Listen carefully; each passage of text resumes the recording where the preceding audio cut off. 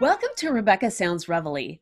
This is going to be a very different kind of show and very exciting at that because many of you may be history buffs or, well, even a little bit medieval buffs. With me today, my guest is Anne, well, she is an assistant professor of English and medieval literature at Linwood University. She's also been featured in a magazine, Longwood Magazine, as a matter of fact, and she specializes in the medieval of a lot of different types of emphasis.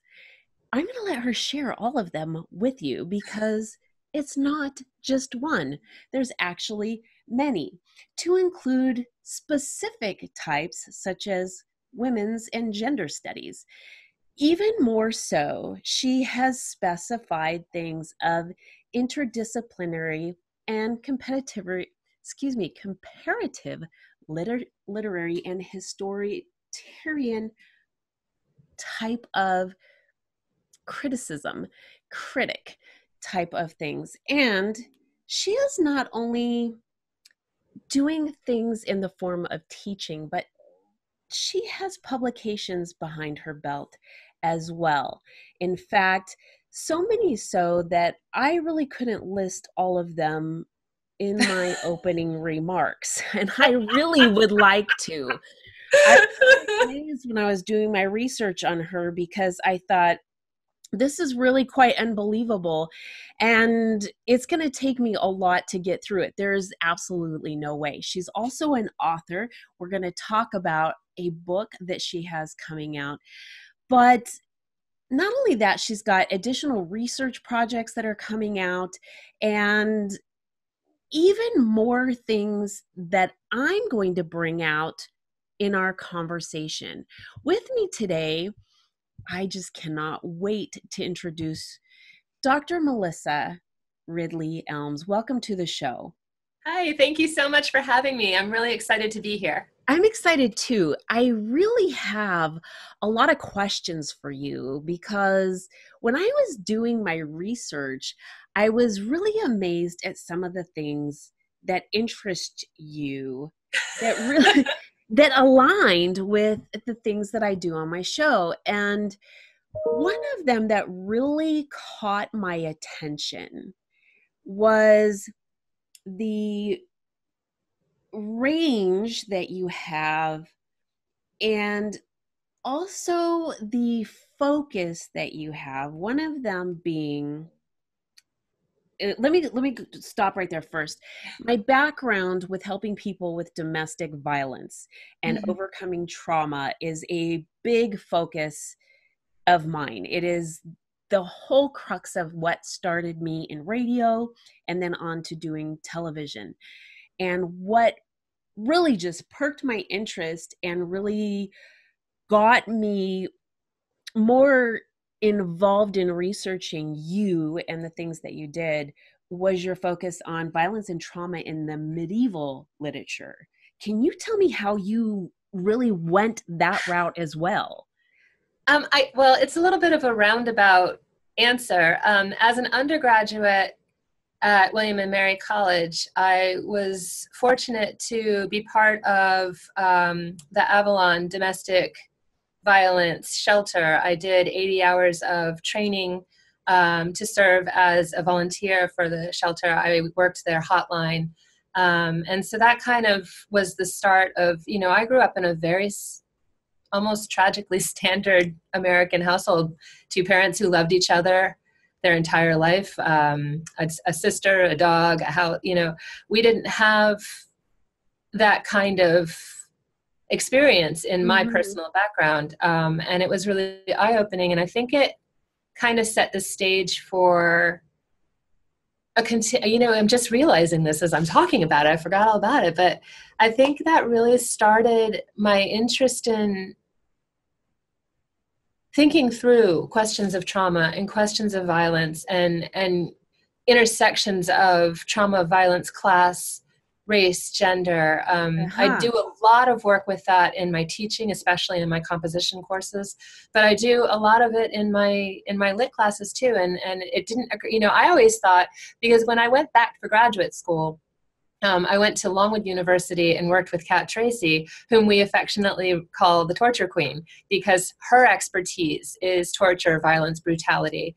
And I always thought it was just because she was awesome and I trained with her. But I think there were affinities there before that I didn't even think about. That kind of led me to be very attracted to the work that she was doing. So yeah, that's oh, I love having like self-awareness happening. Yes. Well, I will tell you, it just really jumped off the page at me. And not just once. This was something that struck me because not only was like your self-awareness now, it was self-awareness to me of the historical value in time, because my thought has always been on the biblical side in thinking, okay, Cain and Abel, da da da da da, lineage, but not in the historical sense of medieval times or in specific sects of time. And for those of you listening, that's SECTX. So so this was an eye-opener for me, and it just kept coming back. And even as I'm doing more and more research, I just kept coming back to this.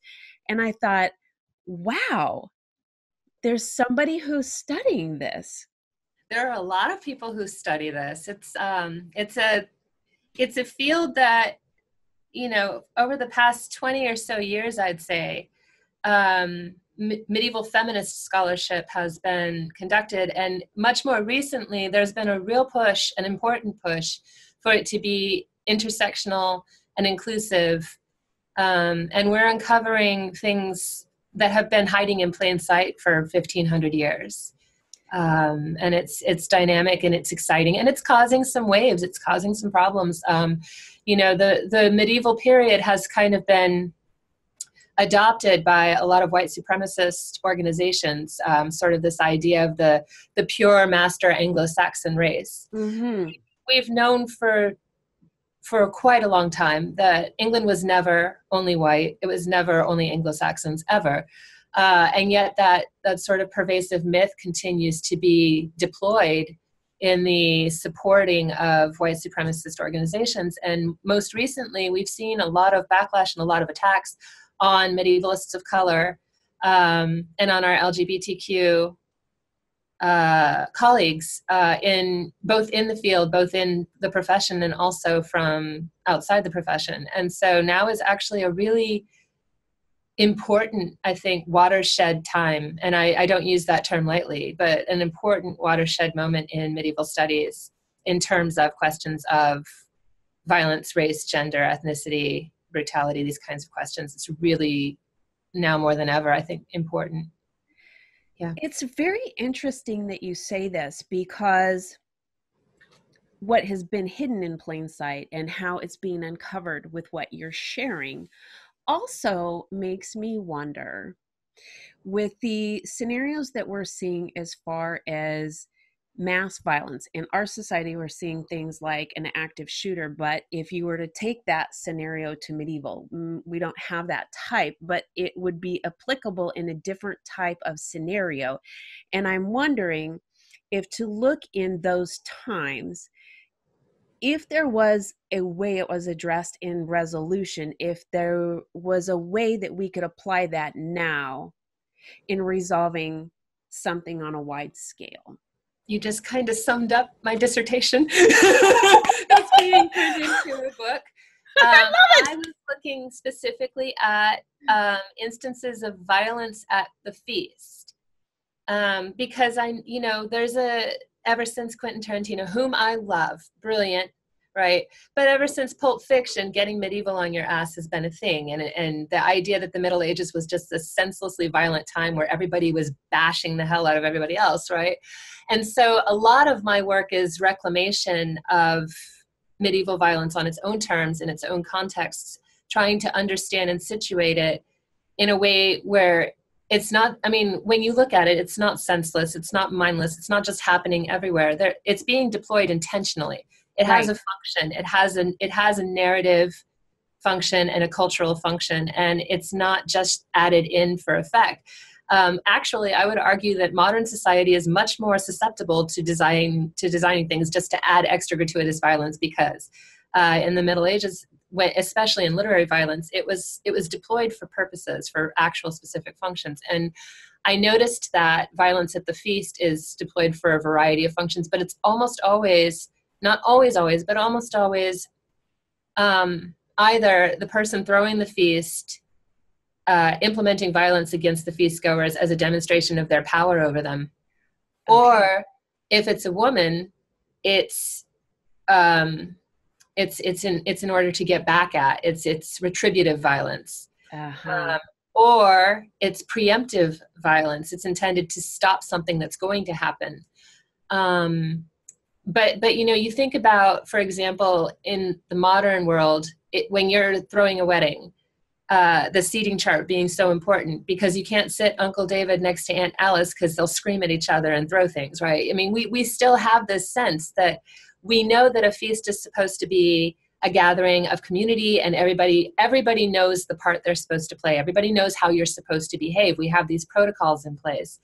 And yet, if somebody makes the choice, the intentional choice to disrupt that protocol, they're going to. And a feast is a great place to do that, because it's a place where everyone's gathered. It's a spectacle. It's intended to be a spectacle already. So that what better place to disrupt the narrative and make everybody pay attention to something that they otherwise are willfully ignoring. So in the medieval period, a lot of times you see it used as a form of retributive justice, where the legal system and the codes of conduct and the sort of protocols just they don't work. They're not giving you the justice that you feel like you need. And This so is that's really kind of where I was fascinating. going. Yeah. This is just very fascinating to me, because what you have said, I just think patternistically is something we have failed to think about, and how going back and looking at things is so similar to like the stock market. You can see certain things historically, and oftentimes we failed to look back, especially looking back on certain periods and times in sex. Mhm. It's just, how did you get in to finding a passion about medieval things? And yours is not just in one particular Always. area. It's always, I don't remember a time in my life when I wasn't, I mean, it started with dragons, right? Dragons and unicorns. Oh, Dragonlance, and you know, all the, you know, I was, as a child, I was absolutely obsessed with, you know, the Last Unicorn and the Dark Crystal, and Legend and Willow, and just all of, I mean, I was obsessed, really couldn't get enough. And I remember finding out about Dungeons and Dragons, and getting to play some, but not nearly as much as I would have liked to, both because my parents didn't really approve of it, and also because the boys wouldn't let you. And the right, girls right. wanted to play. So one of the things that I love about the modern world is that girl gamers are being more and more recognized and more acknowledged. They're demanding their place at the table. And these wonderful sort of RPG shows like Critical Role that are opening this space up and saying, no, you have to be inclusive. For me, it's this wonderful synergy between my personal proclivities and passions and things that I love, and my critical scholarship, and the things that I write on the side as creative work. It's kind of all, this is a great moment for me. Well, it is really, because you get to you get to see a lot that was sort of hindered before. And this is where being a critic or applying criticism can really actually come out into a whole nother spectrum, because you couldn't do that before. Mm-mm. I mean, you wouldn't talk about race in a course on medieval English literature. Right. Why would you? You're teaching medieval English literature, right? And yet, when you read these texts, they are replete with people of other origins and races and ethnicities. It's not a homogenous. It's never been homogenous. It's just been packaged and delivered to us as such. And most of the colleagues that I admire and respect in this field, and the person that I aspire to be as a scholar and as a professor, we're doing that reclamation work. We're saying, look at the text. It's right there in front of you. You can willfully ignore it, but you can't say it's not there. And it's interesting, but we still have colleagues who continue to willfully ignore it. Maybe they'll retire soon.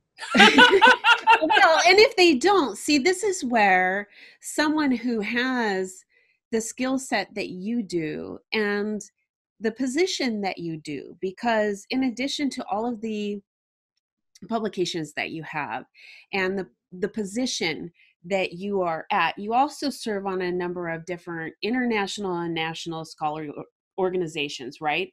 Yes. One of them, I think, is the Celtic Studies Forum. The Modern Language Association Celtic Studies Forum, which is tasked with making sure that there is representation in sessions for Celtic scholars in the languages and literatures of, Scotland and Ireland and Wales and Cornwall and Manx and the Breton tradition. And in addition to that, directly in the school system, K to 12.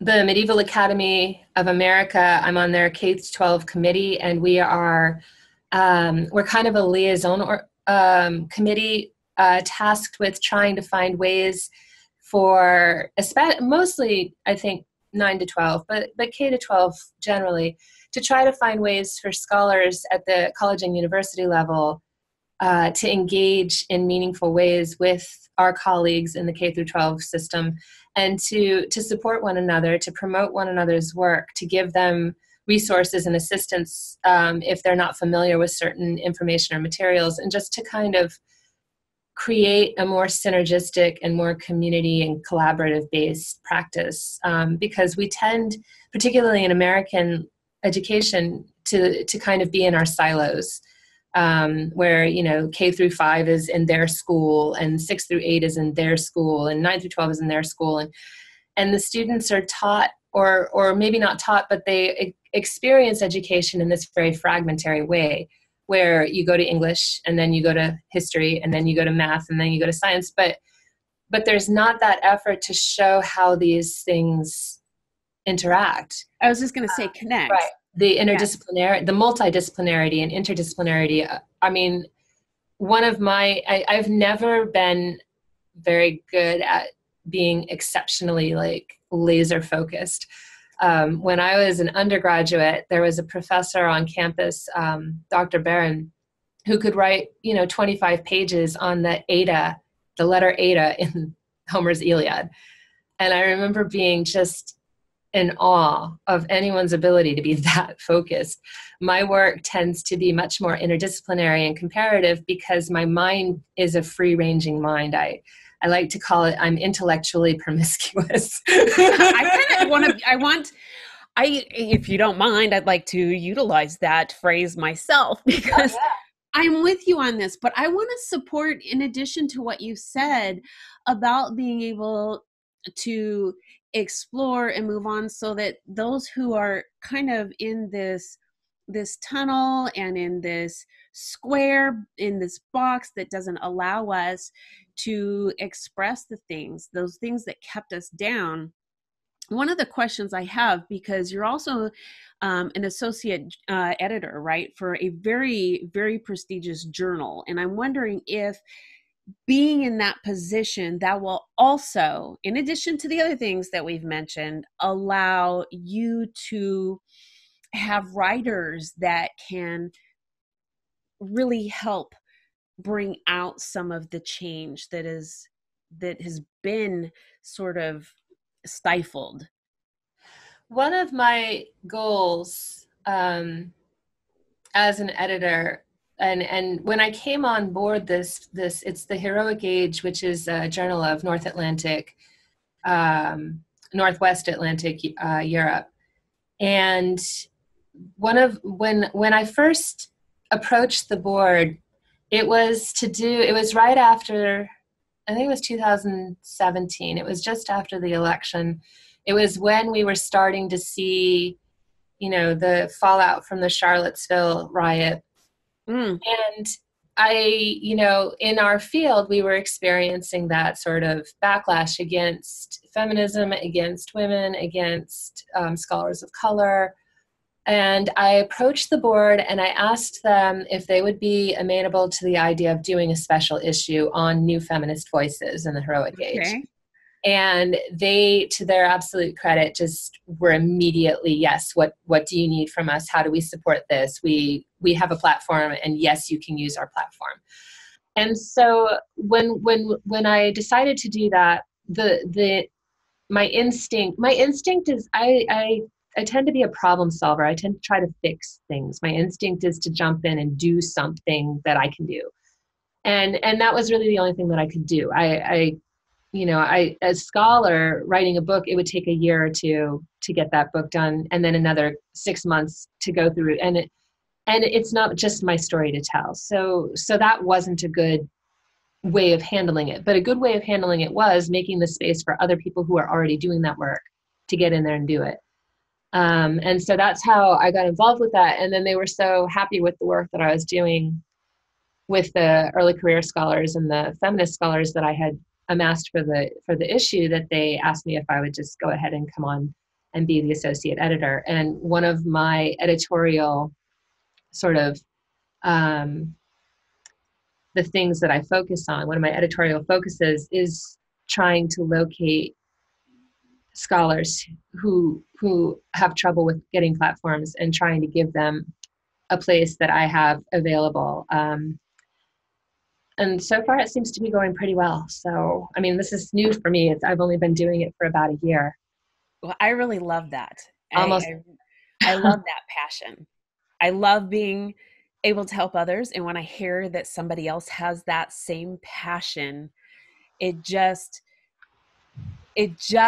touches me, because I really have a belief that we have a purpose here. And when you know that is grounded in helping others, Mm-hmm.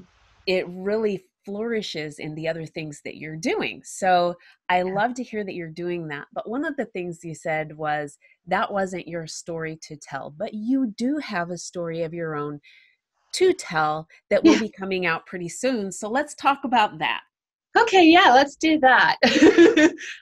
So my book is a collection of poems, and it's called Arthurian Things, a collection of poems. And it came out of another interesting kind of all the things came together moment. I have been teaching at Lindenwood University since 2016, and I am their lone medievalist, which means I'm the person who does all of the Chaucer classes and the Arthur classes, and I teach mythology and folklore. And I also teach the senior capstone course, which is senior capstone in English studies. And we recently realigned our curriculum so that we used to have separate tracks for creative writing in English and English Ed, and we brought them all together under English studies. Okay. So the capstone had to be redesigned to meet the needs of students doing English preparatory for teaching, students doing English literature, and students doing creative writing. And wow. Also those who are interested in technical writing and rhetoric composition.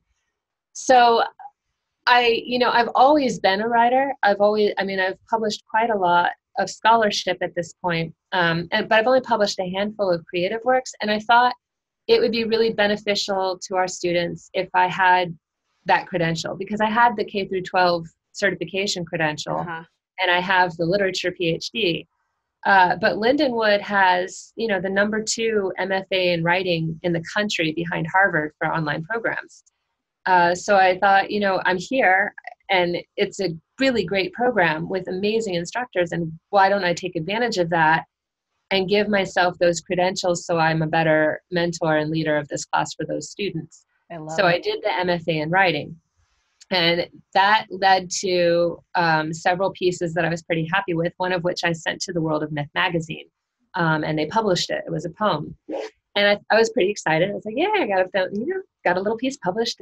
And I didn't think anything else of it. And then suddenly, out of the blue, David Montoya, he either Facebooked me or tweeted at me. I can't remember which one. And this is my first time telling the story, and I still don't remember which one. Yes. But he either Facebooked me or tweeted at me, and he was like, are you thinking about doing the open contract challenge? And I said, I have no idea what that is. And he told me, you know, if you've published something in the world of myth, then you are eligible to enter into this prize, and the grand prize is into this contest, and the grand prize is a contract for a book. And I said, well, wow, that's a lot. And I don't know if I have anything but I'll think about it. And I thought about it. And this was at the time that I was finishing my MFA and I was starting my thesis. And my thesis is a translation, a modern translation of the first and third fits, or sort of books of the Middle English poem Sir Gawain and the Green Knight. So it was a translation and creative project. And I thought, well, I mean, I'm working on this and I don't want to do this for an open contract because it wouldn't be ready. But I mean, maybe I could do something else with Arthurian Things, because I'm thinking about Arthurian Things. And so it kind of organically built out of that. So I sent this pitch and I thought, they're going to laugh their asses off and be like, no, thank you. Right. And the pitch was, what if we could look at the Arthurian legend through the eyes of non-human things? Right. That's it. That's all. And I was like, this is a wild idea. They're just going to be like, no, but no. And instead they contacted me and said, hey, you're in the top 20. So send us your first chapter. And I was like, oh, so I have to write this thing. I love it. The first problem is, what is a chapter of poetry? How many poems is that? Right. So I told everybody I know who writes poetry. I was like, how many poems would you put in a chapter if you were doing it in a chapter of poetry? It'd be like 10 or 15. And the answer I got across the board was, why do you need a chapter of poetry? Nobody does that. And I said, I can't tell you, it's a secret.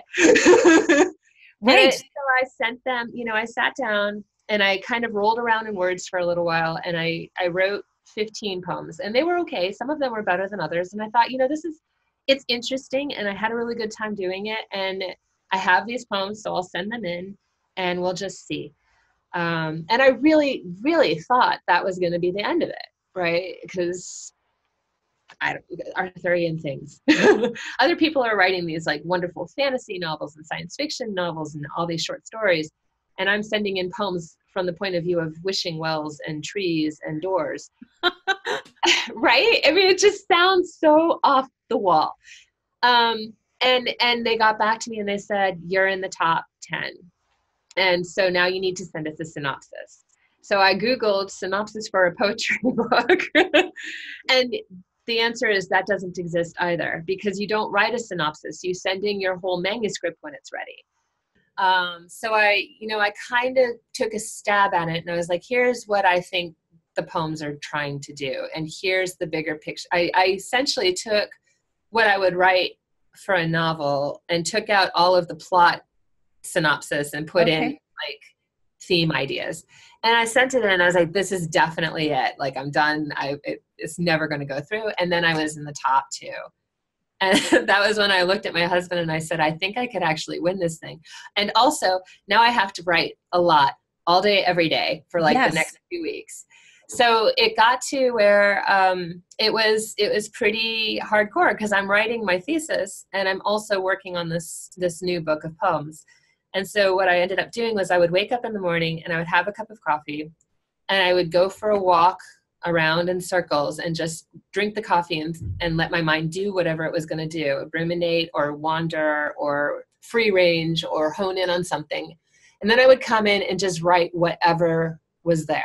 Just throw it all on the page. And then I would walk away from it.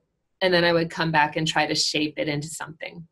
And that worked really well. But it was 10 to 12 hour days for 3 weeks. And then I was near the end, but I didn't have as much as I needed. And so I went back to my social media family and I said, what kinds of things do you associate with knights that are not the ones that you would already think of? Because I already have the swords and the shields and things. Give me something else. All right. And then they kind of helped me finish it out. And I wound up with a book that I never in a million years expected to write or thought I could write or thought anybody would want to read. And apparently I was wrong on all counts, which is pretty cool. This is great. So what is the title? I'm sorry, that was a really long explanation. I really like this. And I want the audience to be able to obtain a copy. So what's the title of your book? And let's give them the place where they can get in contact with you. So as soon as it's released, they can start following. Well, they can connect with you before that, but they can follow you. They can get a copy of other publications that you have, and there is many, and there is so much fascinating stuff at your website, I've got to tell you. Yes, and then to connect with you also on social media, because if you have any other further things going on that you might need information from your social media family, they can chime in with you on that as well. And the title of your book. Yes, so the book is Arthurian Things, a collection of poems. It should be out sometime next year in 2020. Whoops, excuse me, drinking tea.